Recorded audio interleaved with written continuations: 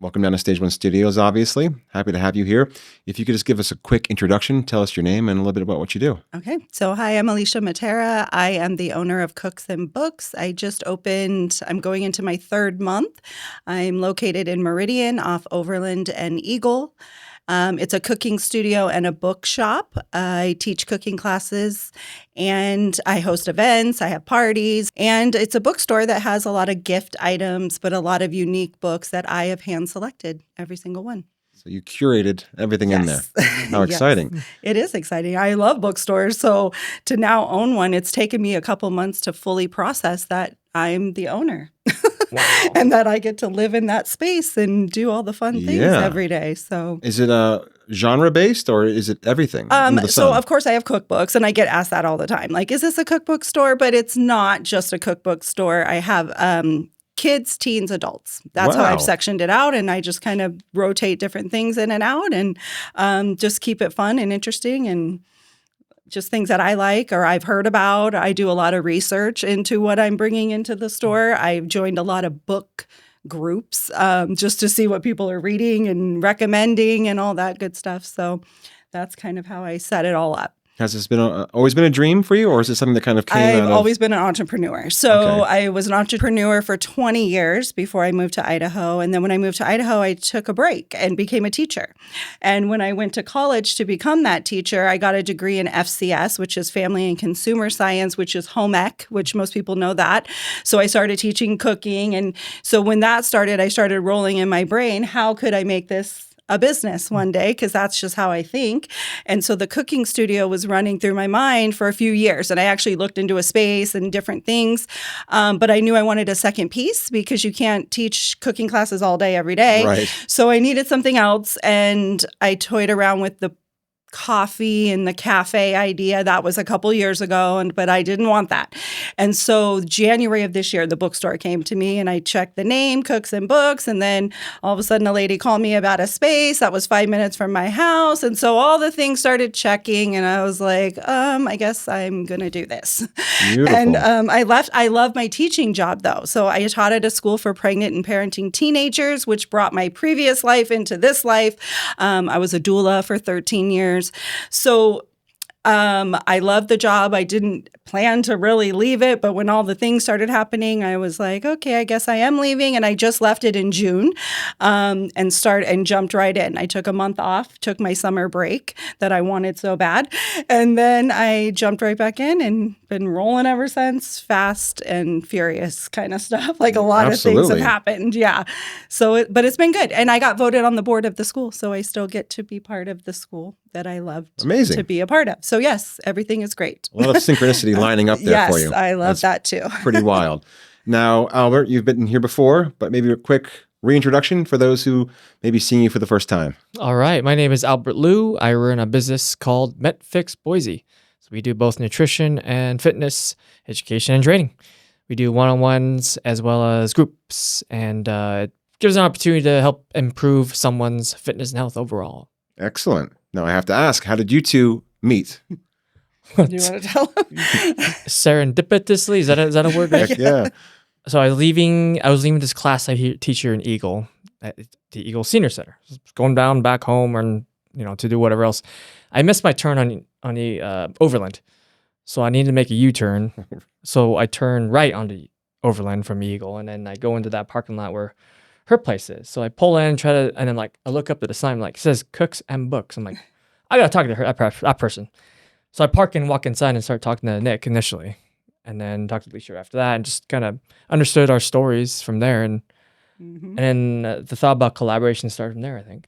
We have a lot of similar beliefs around food, I think, and health and those type of things. Obviously, when I said I was a doula for 13 years, I did a lot of research into health because I was working with pregnant people. Of course, yeah. And I just needed to know things, right? And so that started my journey in health stuff. But as I got my degree and became a teacher, I taught nutrition at school and all the things. So we just had a lot, I think, when we sat down, we realized we were saying a lot of the same things and we were connecting that, like understanding how we both thought similar. Yeah. And then to have her specialty in teaching cooking, and it's a natural extension of the stuff, the subject matter of what to cook and eat. Mhm. So I figured, okay, we can do an event where I could go lecture, and then she could handle on the back end of the actual execution of the food. So This Which is is awesome. important. This is so cool because, again, we were talking about this last time you were here about how this local community is the key to changing the way we live our lives, and this sounds like a perfect match.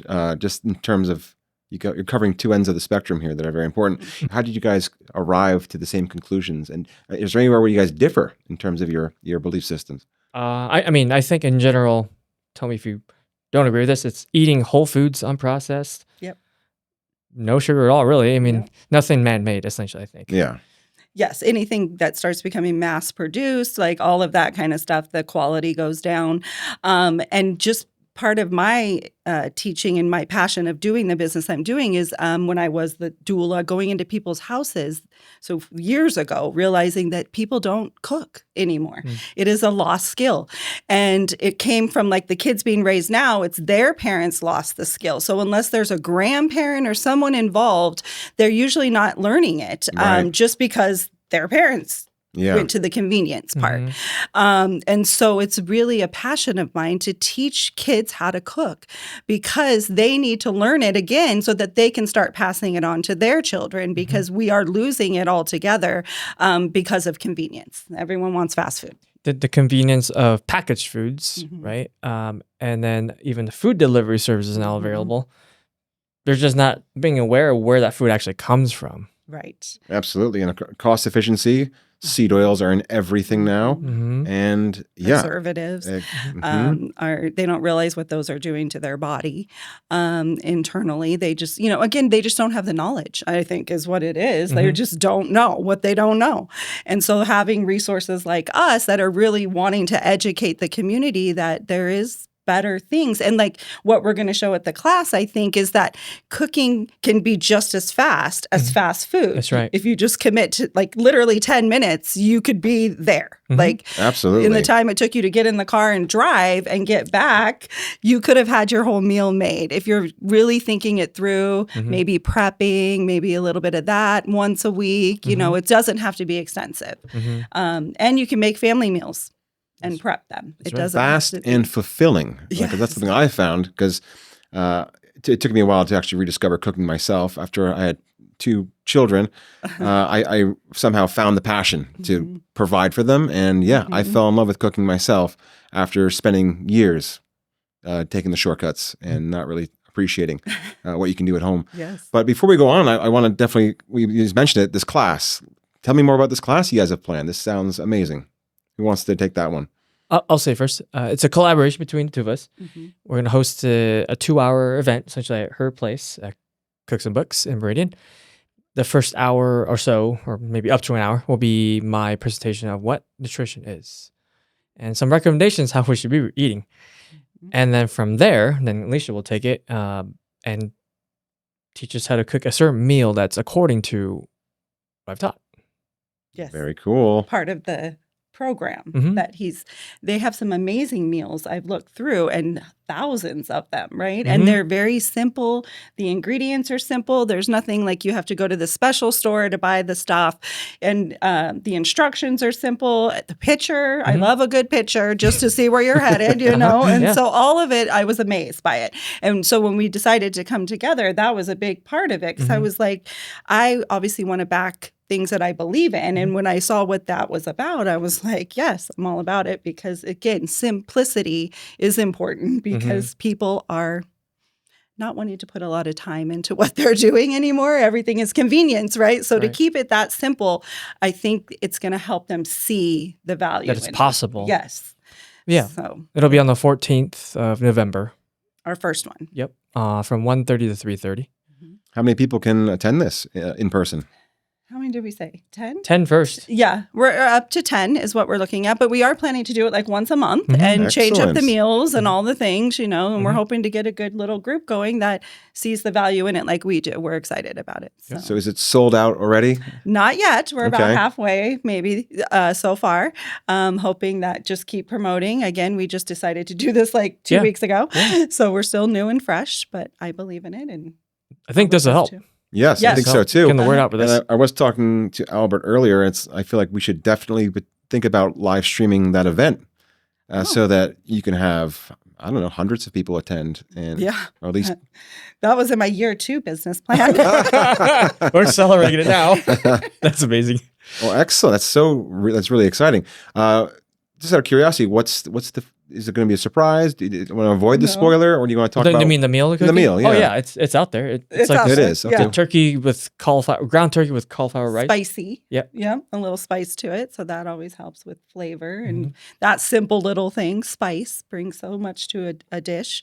Mm-hmm. So yeah, again, they're easy meals that you can just recreate that I'm going to just help show them how easy it is that Mm-hmm. they can do it on their own at home. Because that's what I try and do in all my cooking classes anyway, is show them like I have my kitchen set up like a home kitchen, not a commercial kitchen, because I want them to feel like I They're can at do home. this again at home, right? And not because I've been to cooking classes where I get home and I'm like, so what do I do again? And I don't remember because it wasn't set up, or I didn't get that hands-on piece that really helps it stick in my brain. Right. Because I have to do it Mhm. to fully absorb it. If I can read about it all day or whatever, but to really get it, I have to be involved. And that picture. I do like referring to the picture to see where I'm headed. So having Absolutely. having that part is important too.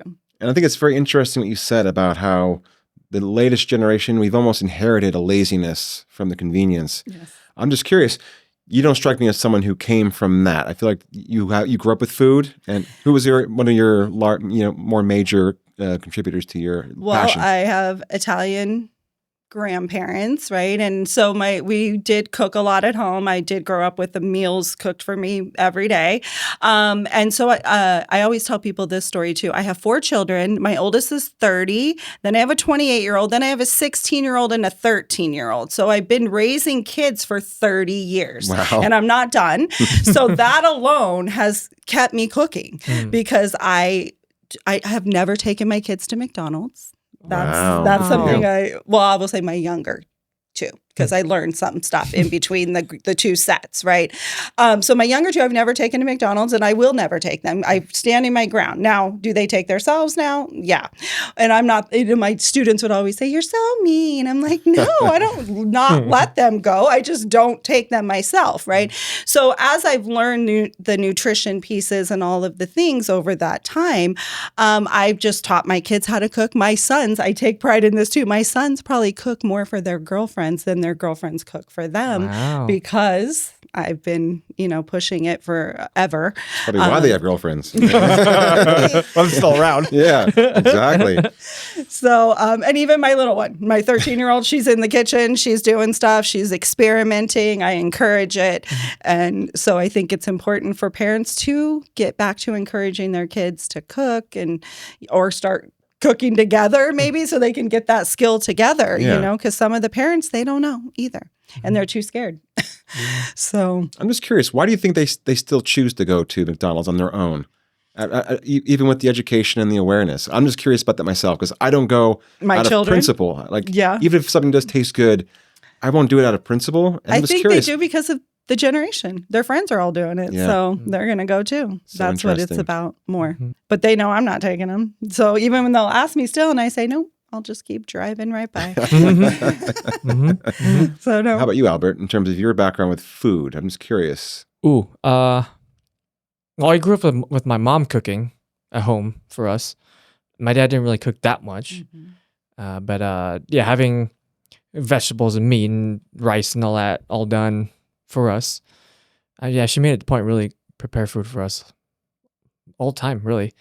And then when I was going down the fitness background, learning all this stuff, then I just basically took all the stuff that she has at home, all the pots and pans and utensils and all that, and tried playing with cooking better food, right, according to what I was learning, and making my own food and experimenting, like you said.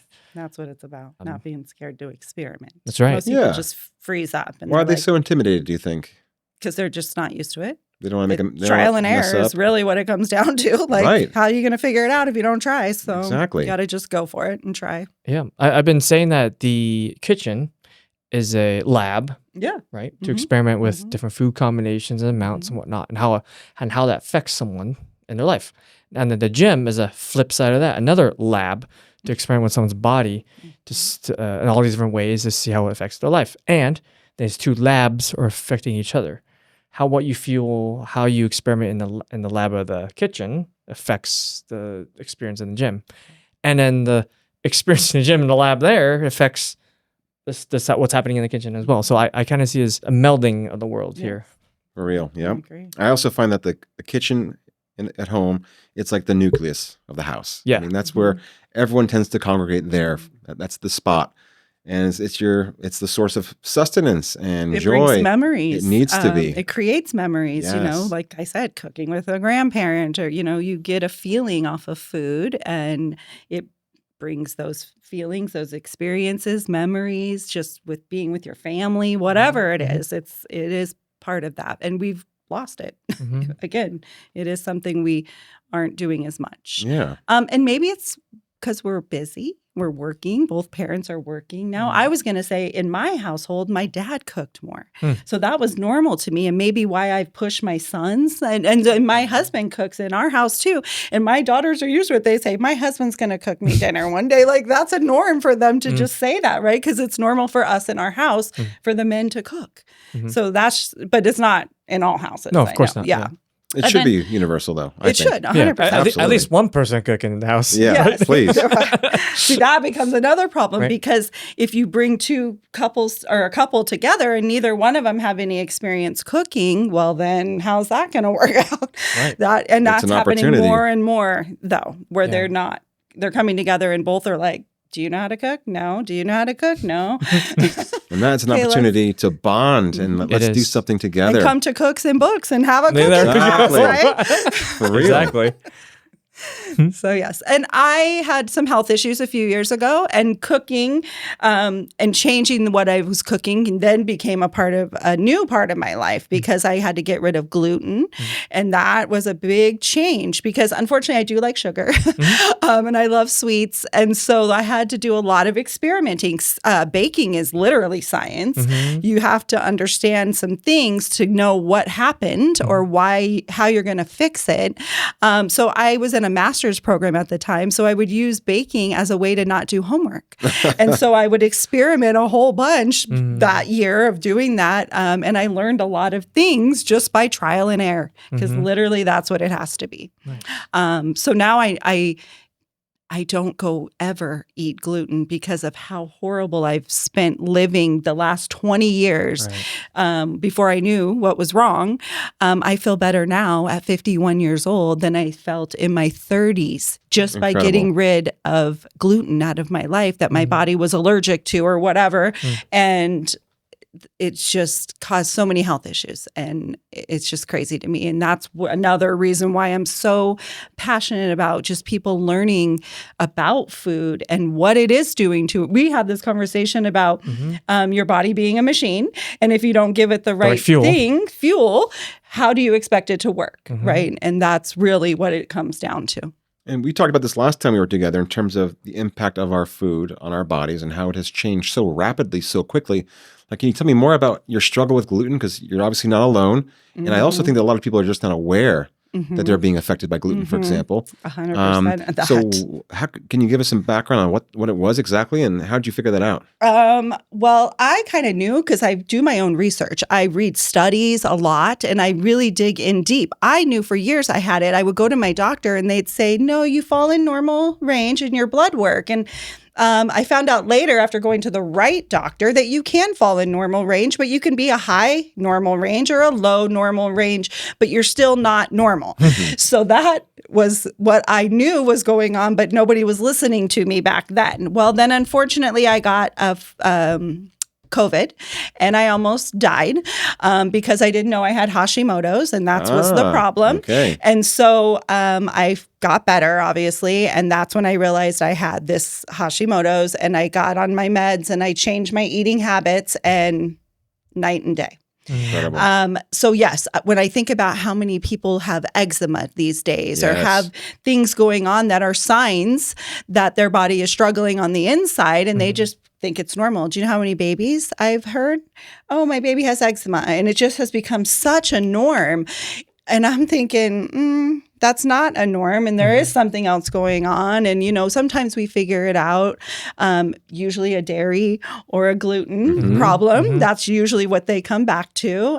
So again, just our food being how it's made, how it's processed, it's just changed a lot. And because even my own family will question and say, oh, you're allergic to gluten. Well, that's just become a new trendy thing, right? And I'm like, no, you have no idea how I feel. I look different in my face, how I looked 10 years ago. I look younger now, honestly, than I looked then, because my body was struggling so bad. And people get up every day and think, well, I'm just getting older, or I just this, or some other excuse, and never looking at the food. Right. Yeah. But really, if you start there, everything starts to heal and fix itself if you're giving your body what it needs.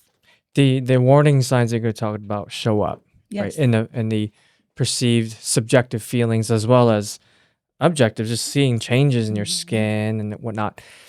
Again, those are like check engine lights, Yes. right? To figure out what's going on mechanically with your body, right? Tell me about the effect of gluten here for someone compared to someone over in Europe, for example. Yes. So I have been that person. I went to Europe a couple of years ago, and I ate the bread and I ate, all the things, and I was fine. I also went to a training over the summer at the University of Idaho, and it was a wheat training. So go figure, as I'm the only gluten-free person in the room. And they basically, because someone brought that up, of course, and they said it's not the chemicals in our food, which I disagree with. I do think it's still chemicals and what we're putting in our food. They said it was just cross-contamination at the mill. I think it's that too. Cross-contamination with what? With the wheat. So they're doing just not cleaning the machines properly before they decide. And again, it's mass production. Anytime we go mass, everything starts to slack because there's time and people and whatever else that they don't have the resources for. So they just skimp. And so that's what they said. It is. Again, I think it's a combination of what we're putting, the chemicals we're putting on our food when we're mass producing them in the farm or wherever they're being grown is a part of it. But again, cross-contamination, I assume, is part too. Yeah, like determining the parts per million of Roundup that's allowed in our food. Allowed, these right. are the ramifications that we don't even have the data to even back up yet. And it comes down to all of us being inflamed. Yeah. We're all inflamed. Inflammation. That's the key. We're fighting all these foreign agents in our body, essentially, right? That you feed it, unfortunately. And then again, no one wants to admit that they've done anything wrong. So we're just going to fight it instead of just saying, okay, I'll accept that I've been feeding my body bad food and I'm going to change it. They'll just say, no, something else is happening. But really, it's that. And, taking that time to do the research, see where things are coming from, buying from like I buy my meat. I love living in Idaho now. I lived in Las Vegas for 20 years. You don't grow anything. Everything dies. You have no resources for farms, for nothing there. So when I moved here, it was just like, oh my gosh, I have meat delivered to my door from a farmer, a local person, going to the markets. Like you have so many resources here in Idaho too to get healthy food. So that's the part the people that have lived here forever, they don't realize how lucky they are to have what we have here. Do you use a specific service to get your food, or did you just find a farmer? Because there was an organization called RICO out here for a while. Oh, I don't know. And they would essentially meet with all the farmers, and then they would organize like a meetup every week. I know what you're talking about. Okay. Yeah, I did. There was something like that in Vegas, and I did get on that. But again, you'd get a lot of the same things over and over because there isn't a lot of variety there. So that, so I know what you're talking about. But not that. I just go to the markets, or it's Thomas Cattle Company who delivers my meat to my front door. I just leave a cooler out there and they drop it in. Excellent. I'm going to check that out. And you should. I'll drop a link in the description here. It's a great service. And again, it's not any more expensive. Like I feel like I spend less because I go to the grocery store and the meat costs so much compared to everything else. And we all know the grocery store, everything's expensive today. So if you can help yourself somewhere, one of the things I hope to bring in the future to my place is a meal prep. Classes too, where I can get people in and teach how to meal prep, right? How to meal prep and leave the class with like some meals and stuff, so that can maybe help them in the journey of maybe they'll start there, and then maybe they'll start making them themselves, and just planting that seed. Well, I want to know more about this shop of yours. It just sounds like a great experience. Obviously, I need to come down there. Yeah, That's going to be a high priority. There's a bar off of Chinden, I believe. It's a book bar, right? Yes. You're familiar with that one? Yes, I've been there. Fascinating combination of things. That's why I think also played a role when I started researching this earlier this year, and I saw them coming, and that was even more of like, okay, because again, having the two parts, right? Yeah. And so they were a role in my thoughts of like, could I make this work? How awesome. Yeah. So they had book owners meet at that bar. Yeah. I think it's amazing. The entrepreneurial spirit is really, it's bringing about some real change, just outside the box thinking, combining. That's how I think. I think it's wonderful. I think it's a wonderful combination. Just like you're also doing the same thing at your studio. You're combining actual fitness with education in the same place. I think it's really smart.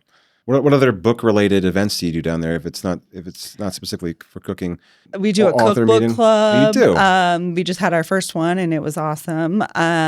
So basically, we pick a cookbook and then we bring everyone together who registers and make stuff out of the cookbook. And they were serving cocktails and a different girl hosted it, not me. And then I have book clubs. I just did my book club. And because I was the home ec teacher, I have crafts with my book club because I still want to do art stuff. So we did like a vision board this time, which was Saturday. So that was cool. But I just have like a variety of, I'm open to all the things. I'm having a cookie pop-up this week with a different company, Darling Cookie Company. She's coming in to bring her stuff. So again, I'm also into the collaboration pieces. I love collaborating with the right people. I've been a business owner a long time, like I said. So I know the trial and error of how to You could be selective. find those people. Yes. Yeah. What kind of other cooking classes have you done this year? Well, in 1 month, I did 20 classes. Yeah. That's when I said I was recovering when I walked in here, remember? 20 cooking classes? I just did 20 moly. cooking classes. So I've been open 2 months, just heading into my 3rd month. And I took the first month and did no cooking classes. I just talked to people and wanted to see what they wanted and what they were looking for. Oh, that's what I was going to say earlier. I get so many people coming in saying, what is this? And then, of course, when they come in, that makes more sense, right? But they first come in and then everyone says, what a great concept. They love the concept. And so that's been a great positive feedback. So then I didn't teach the first month. I started this month teaching and I taught 20 classes, which was kind of insane, but it was fun too. I did a whole variety of things. Starting the business, I knew this first 3 months were going to be trial and error. I'm all about the trial and error because that's how we learn. So you should not be afraid to do things. That's what I want to get across. So I'm trial and erroring it right now all the way to the end of the year. And then by the beginning of next year, I'll really have dialed some things in that I think are working and where I'm heading. And so that's kind of what's going on right now and why I'm doing a variety of things to see what's sticking. Yes. One thing I didn't mention is I am teaching gluten-free classes, because I am gluten-free and I want to still be like a person in society who goes to cooking classes, right? And nobody was offering those. And I get it, cross-contamination, and I know all about that. So I really wanted to offer those to and they are booking up. Every single one. Amazing. Because there's so many of us out there, right? Trying to figure out this new way of cooking. I just hosted one over the weekend and they were all like, I try and think of things, because sometimes when you're gluten-free, you eat a lot of the same stuff, right? Chicken, potatoes, like we are in that mindset. So over this last class, I did a comfort foods one and we made chicken meatballs in a Dijon sauce with mashed potatoes. And then we made a maple pear crisp, which is an easy gluten-free with gluten-free oats and, all that stuff for the crumb or the topping. So everyone was like, oh my gosh, this is so great. Because a lot of times we don't eat sauces, right? But we thicken with cornstarch, not flour, right? Which is gluten-free. So that, again, I try and stay healthy in my eating, but every once in a while, just to make it taste better, you have to add a little something. Yeah. That's not always great, but we have to be humans. I know. Right. And I really do try to keep it all healthy, but every once in a while, you just need a little something. Right. Absolutely. Yeah. You have to. Yeah. Yes, because we are so restricted anyway in what we get. And then, I feel even worse for the ones that are dairy-free and gluten-free, because that just takes it to a whole nother level. Yeah. But I did make the class dairy-free and gluten-free. We use coconut milk for our base, so that I'm mindful. And if I have gluten-free classes, I only have gluten-free classes that day. Oh. I do not bounce back and forth. I'm very smart. mindful of cross-contamination and all that great. stuff. So. How sensitive are you to gluten? Is So it pretty I'm immediate? not celiac, so Okay. which I know that's a whole different ball game. It's recommended when you have Hashimoto's to not eat gluten for the inflammation piece in your body. And so again, I don't get sick to my stomach like some people do. I feel like I'm hungover when I eat gluten, and it literally comes within 24 hours. A couple of weeks ago, I was finally going to have a day off from my insane teaching, and at my class, someone had brought cheesecake, and I know better, coming from the store especially, that's not how it goes. But, I'm like, I'll eat the inside. I'm not eating the crust. Yeah. Well, guess what? I woke up the next day feeling hungover, and my one day off, I'm like, look what I did to myself, right? So that's how and then by the next day, I'm back. It just snapped out of Oh, it. But really? it's that 24 hours that I just go down. And that's what gluten does to me still. Interesting. Yeah. Wow, that's fascinating. But I think about all the years I lived like that. Yeah, Where accepted I just thought as that normal. was just Like you're part of dragging my and low energy levels or yes, something. just insane. And that's what keeps me away from it now, because that feeling that I just thought was, oh, I'm getting older. It is what it is. What did I do yesterday that caused my body? Like whatever I was thinking it wasn't. Hopefully, It was- that's going to be eye-opening for people who are listening or watching. Just a question. Mhm. If I'm feeling a certain way, Right. If you're achy maybe I should every look day, into my diets. all of that. Yeah. If your body aches every day, it's probably your diet. Yep. That's what's happening. Because we talked about inflammation last time you were here. Yep. I mentioned I did a 5-day fast, and that reset my whole entire Oh, yes. life. Yes. It woke up my senses, Yes. and it changed my whole palate, and I was able to move forward and essentially change my whole lifestyle just from that soft reset. How do you, in terms of gluten-free, as a baker, it's got to be challenging, because I love to Very. bake. Also, I'm a amateur artisan baker, breads, Very pizza. nice. I love Very doing nice. all of it. Have you figured out any great cheats? I quit eating bread altogether, pretty did? much. I haven't found any that I think is wonderful. I make sourdough. I know most of us can eat sourdough for the most part. But I got away from it for so long. It all tastes bad. It's gummy. It's I don't know. I just don't like it anymore. I know, So it's I a tough just one. I gave know. up on that altogether. But I am on the quest to make the perfect donut, because I miss that. I don't always want the baked one. I want the fried one, Yeah. We were just talking about bagels is another one that we don't always get to have. That's tough. the hard ones. Yeah. So I usually take that as a challenge, though. The trial and error thing again. I'm like, I am going to figure this out, right? And cinnamon rolls is on my list right now. So I have a couple days off. I just told him when I go back that I'm not teaching, and I'm going to work on this cinnamon roll recipe, and hopefully I can get it dialed in and email all my people from Saturday's class, because we were talking about it, and be like, here's the perfect gluten-free cinnamon roll. But those are the things that I miss the most, because I do like my sweets. Yeah. So I'm assuming you It's all don't good. have the silver bullet for the best pizza crust that's gluten-free. Toppings. Just oh yeah, Just gonna offset help it. the other part. true. Yes, that's how it usually goes. I find the little tricks, I'll use flavored creamer in some of the icings, right? Ooh, Just wow. to bring that extra flavor piece to help with texture, right? Because texture is a big deal. Gluten-free stuff doesn't always have the best texture. We've come a long way, flours and all the things, but we're still not there. I think what you bring as a value to the community is that what you just told me about going back on your couple days off to dial some things in. You're progressing the art. You're advancing the state of the art. That's what you're bringing to the community, I think, to innovate. Well, I love learning. Yes. That's just how I am as a person, and Yeah. I just got a master's degree a year ago at 50 years old. I graduated with that.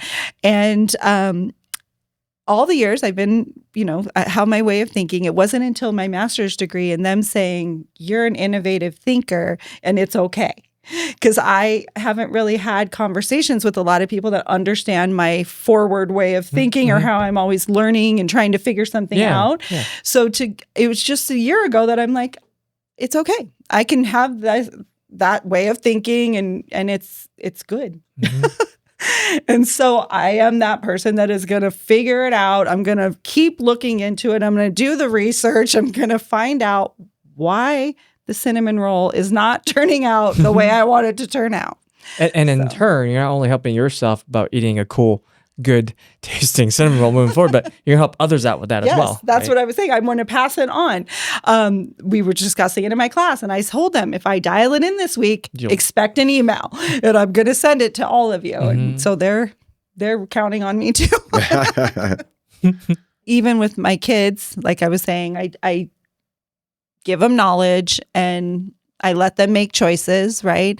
My 16-year-old daughter recently we figured out she has a sensitivity to dairy, which is harder, I think, than even gluten, right? Because it's in everything too. So what I've seen with her is she was always bad, kind of not the greatest eater. But I'm watching her now go for different foods. She's starting to realize that didn't make me feel good. I'm not going to eat that. So without me having to tell her, she's realizing now, but I've also planted the seed in her head and gave her that education piece. That's what I feel is important, is giving them the knowledge. Because you can tell them, don't do that. But until they fully understand and see the process or whatever it is on why it affects their body or how it's happening, they don't get it. And so with my daughter, once getting someone to eliminate the stuff out of their diet, then try to put it back in, right. That's when you really see, like you said, with your fasting, right? You got rid of it all. But even with me and gluten, it took months to get it out of my system. It wasn't an overnight thing. Right. And when I worked with women for years and dairy and how it was impacting their breastfeeding and their babies and stuff, it was not it would take 2 weeks to get out of their system before we would see the baby start showing better signs. And so this is not a quick fix type of thing. That's another thing. We all want that. I get it. So what you're saying is you're empowered your daughter to make the better decisions based on the experiments you had to perform on herself. Exactly. If you're going to eat that way, okay, eat that dairy product and see how the effect is. So, now moving forward, maybe not reach for that. Right. But seeing her make that choice makes my mom heart and just, the passion I have for eating and how that goes happy because I'm like, see, she made the choice now. It didn't come from me. Right. It wasn't me forcing her. She sees it and feels it. So beyond seeing and feeling it and experimenting, what are other ways to figure out what's affecting our bodies? Are there tests you can take? Oh, yeah. I mean, there's obviously blood testing you can take. There's stool sampling you can do, maybe. You can mail it in. Yeah. You don't have to go in or anything. Simple.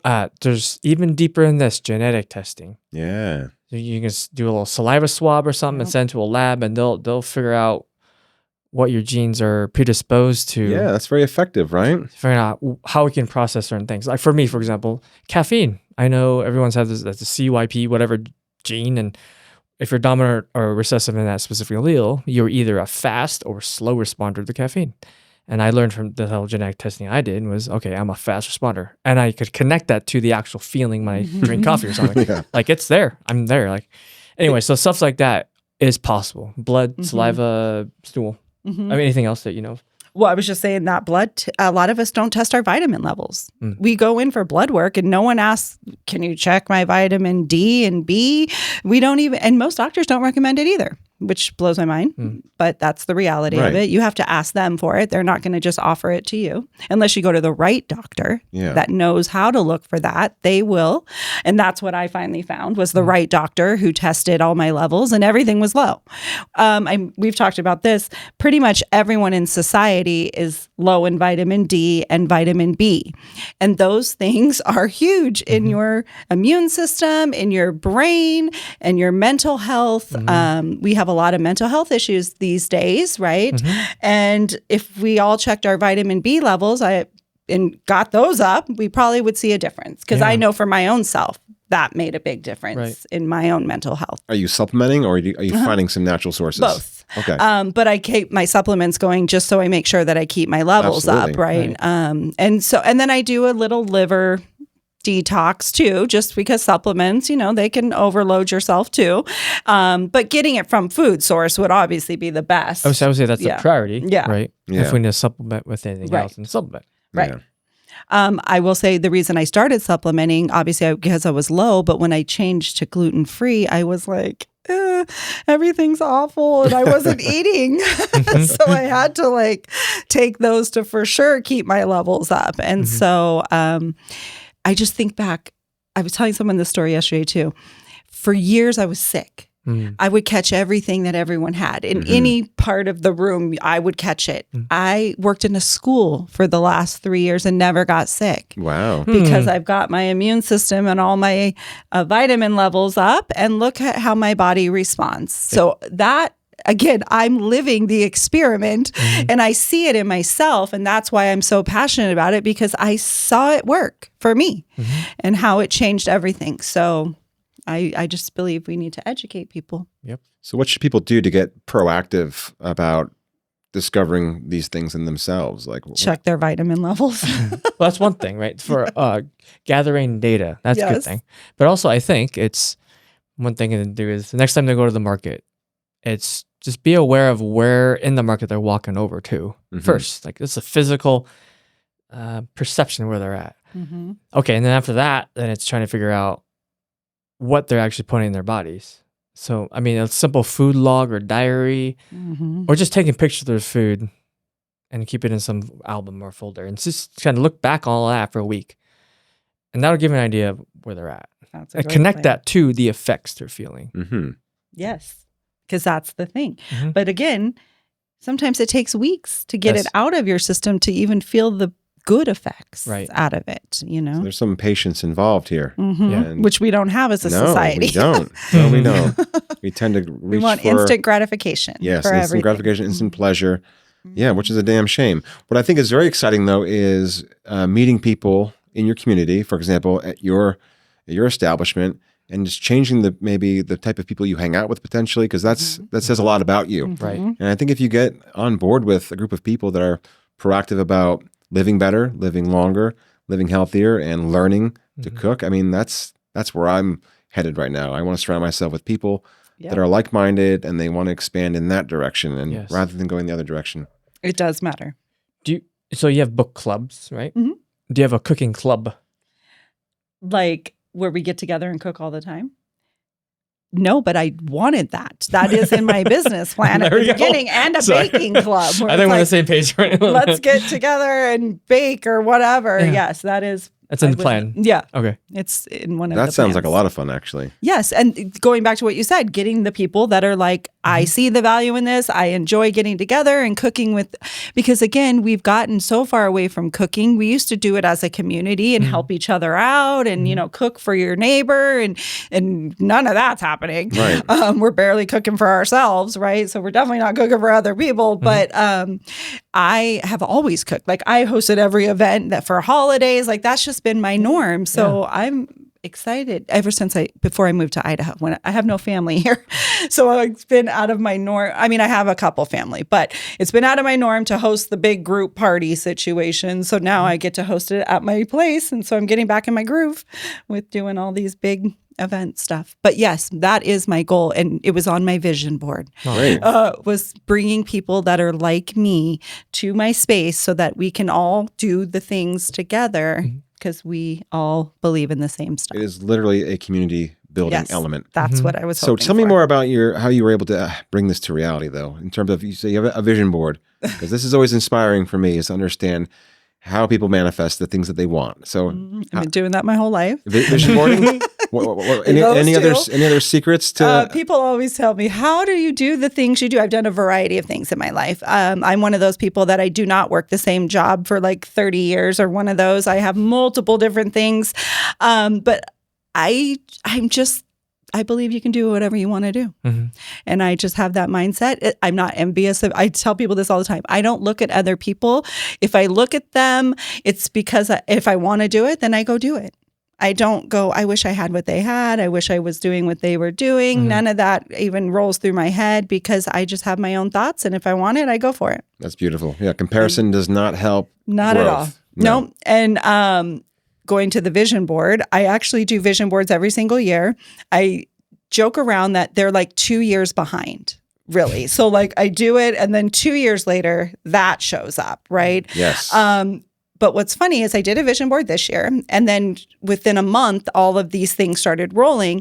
But the vision board was in my classroom, and I didn't pull it out until I was packing my classroom up. And then I looked at it, and there's so many things that are in my building that are on the vision board. Wow. Even my kitchen looks the same as a kitchen I posted on there.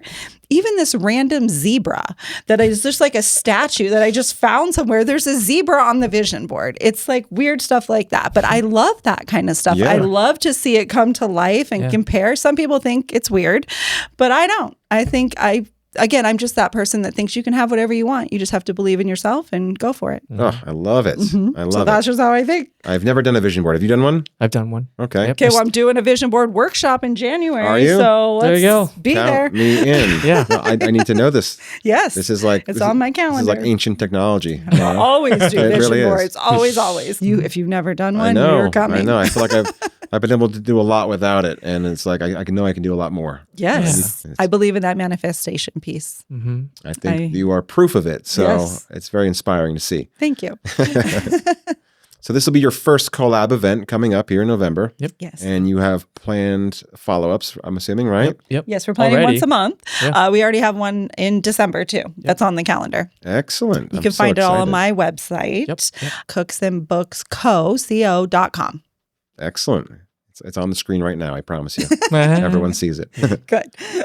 How about you, Albert? Any upcoming events that you're throwing at your venue? Well, at my place on Veterans Day, actually. So any veterans out there can come over to our gym and take any one of the 6 classes during a day for free. Very nice. So Really? offering service to them for That's their awesome. service. I love it. So That's yeah, really cool. November 11th. That's a Tuesday. Excellent. Oh, wow.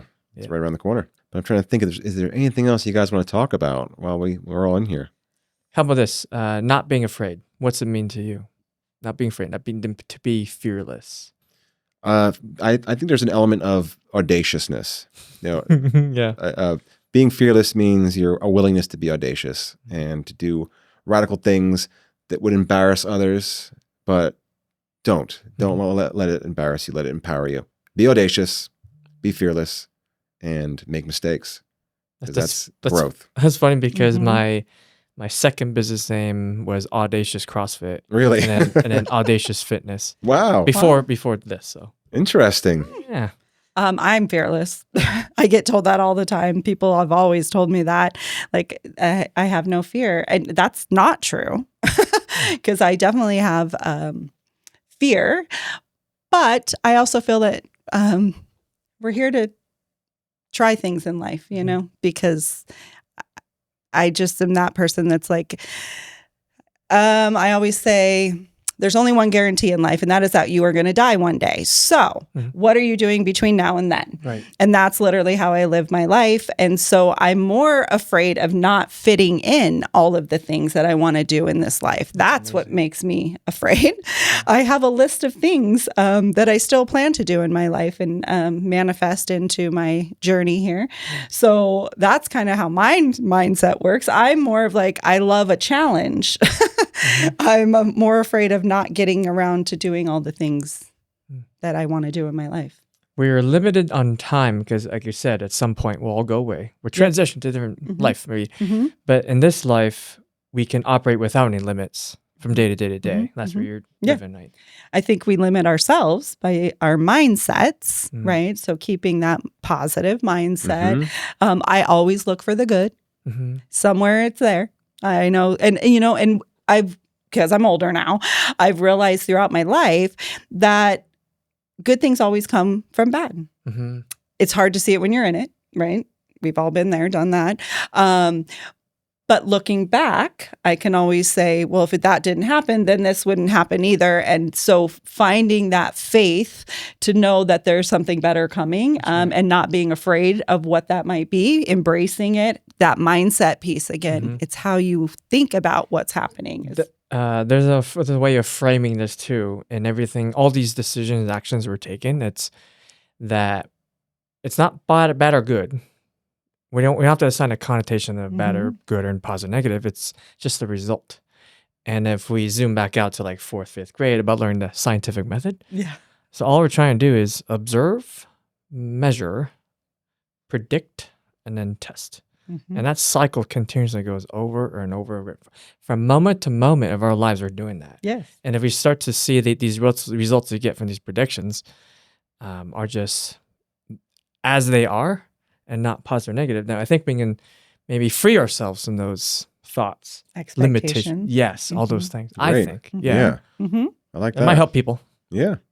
And I'm just curious, because I've had a recent lesson in like disappointment and how easily, if you allow it, disappointment can derail all positive growth, spiritually, mentally, on so many different levels. How do you navigate disappointment? I don't think you're a person who knows, who allows disappointment to enter their life. I'm curious. I find that good.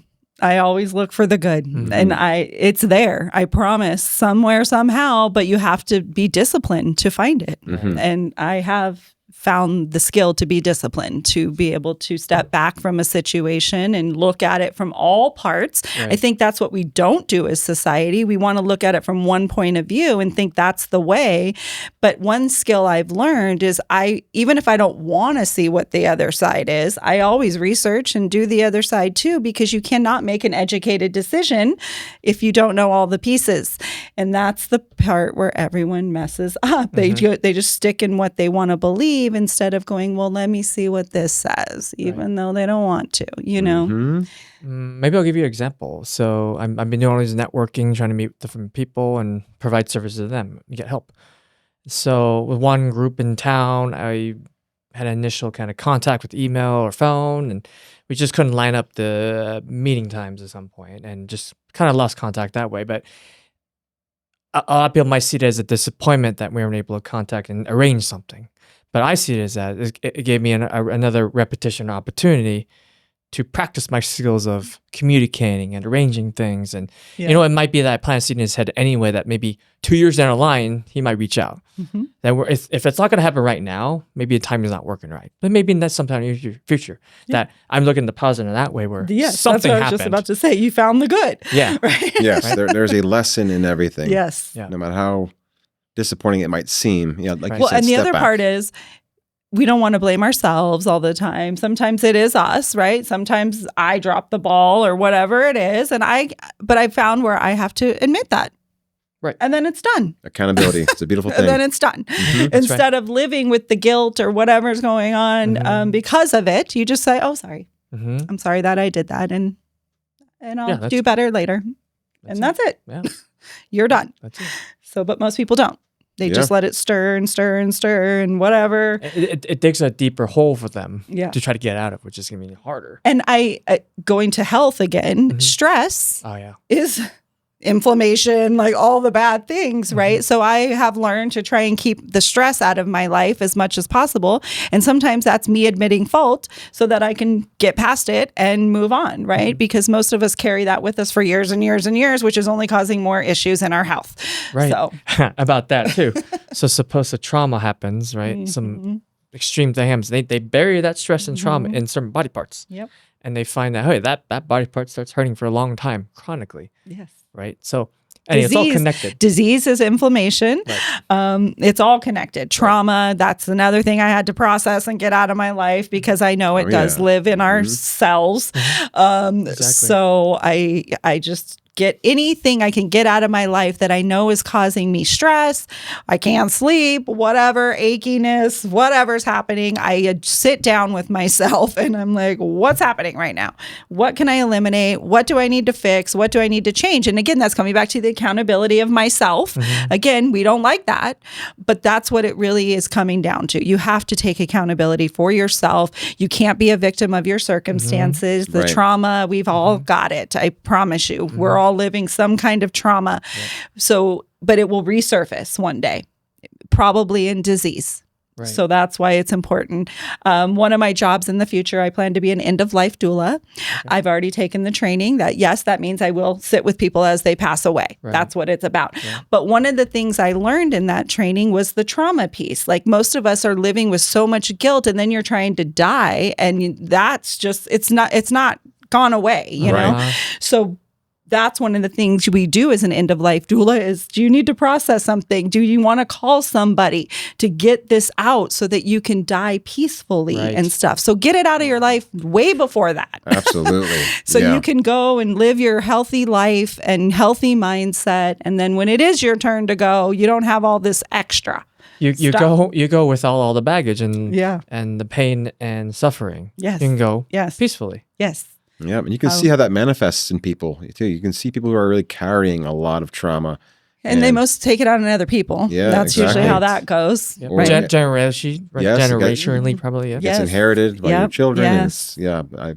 I've seen that rabbit hole a And lot. so are eating habits. Yeah, that's So right. our parents passed on those eating habits to us. We eat the same food our parents ate. It's really hard to change those habits for anyone, right? Habit in itself is hard. Especially if those habits try to mask the issues they're trying to fix. Right. Like they should be Exactly. fixed, but not. Yeah, Right. Because food is a tool sometimes to bury our trauma, right? We use that and that becomes another issue. yeah. But it all goes back to eating the right things so that your body can function properly and get what it needs for nutrients so that your brain works, your body works, all of your organs work, and that disease hopefully will stay away That's right. out of your life. Yep. Bring right. your best possible self every day. That's Yes. my goal in life. Mm-hmm. And I think that a lot of valuable things came out of this sit down. And I think that there's some really helpful information here. I think so too. I do too. Really appreciate you guys coming in today. This has I been appreciate awesome. you having We should us. do it for having again. us. Yes. Sounds And great. do a vision board. Yes, Yes. exactly. I'm ready for that too. Okay, good.